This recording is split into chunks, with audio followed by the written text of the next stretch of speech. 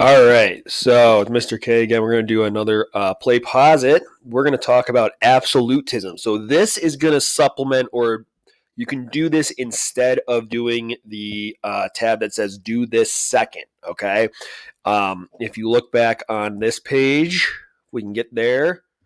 When we go down, Age of Absolutism. And then if you look at that, so this would be the how do they get so much power?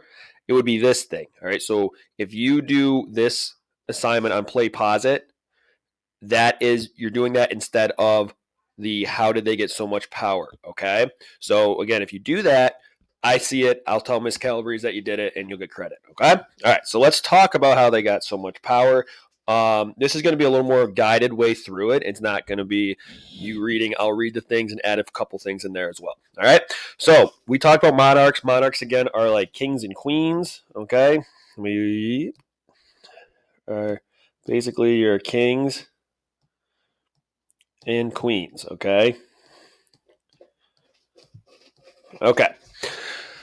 So read the vocabulary explanation below and then complete the activities that follow. What is an absolute monarch? So absolute means complete or total control. Okay. Complete, absolute, complete or total control. Mono or monon is one. Okay. Like mononucleosis is one. Okay. Archy is a type of form of government. So you had like your oligarchy, okay? You had all that type of stuff. That's archy is just a form of government. So absolute monarchy is a form of government where one person has absolute or all the control. All right. An absolute monarch or an autocrat, you may see that term too, is a person who rules an absolute monarchy. Okay. So that would be if you hear an autocrat or an absolute monarch, that's basically just saying they are a king, queen, prince, etc. Okay. So the question you're going to answer here is would you want to live under an absolute monarchy? Why or why not? So I'll let you answer that. There's some positives and negatives. So overall, what do you think? Would you want to do it? Why or why not?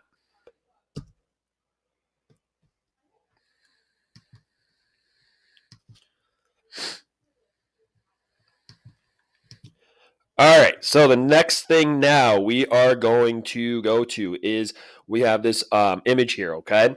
So the question we're being asked is 5 strategies. What are 5 strategies that monarchs use to maintain and consolidate their power? What does consolidate mean?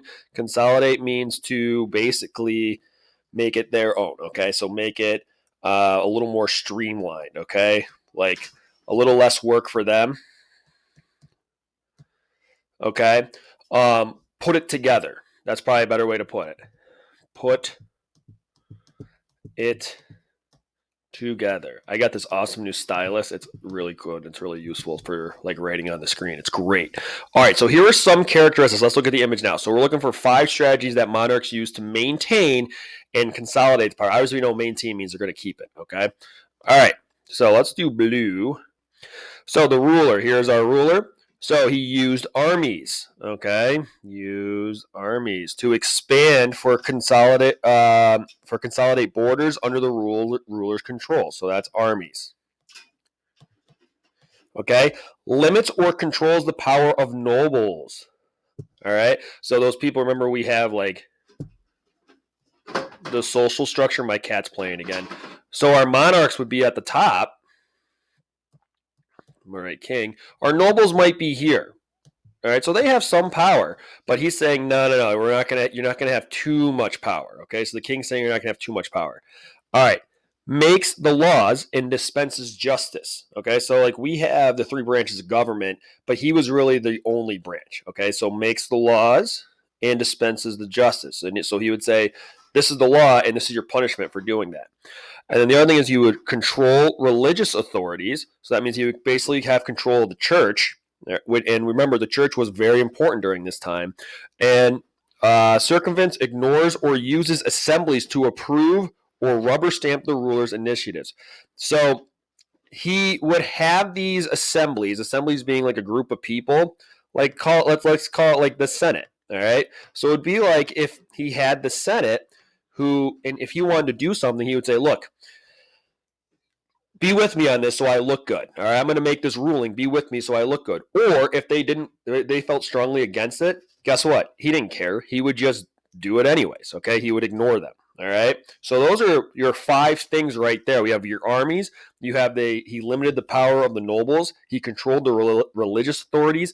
He made laws and dispensed the justices, and he basically used the assemblies to his advantage. Okay, ignored them or used them for his own good. All right.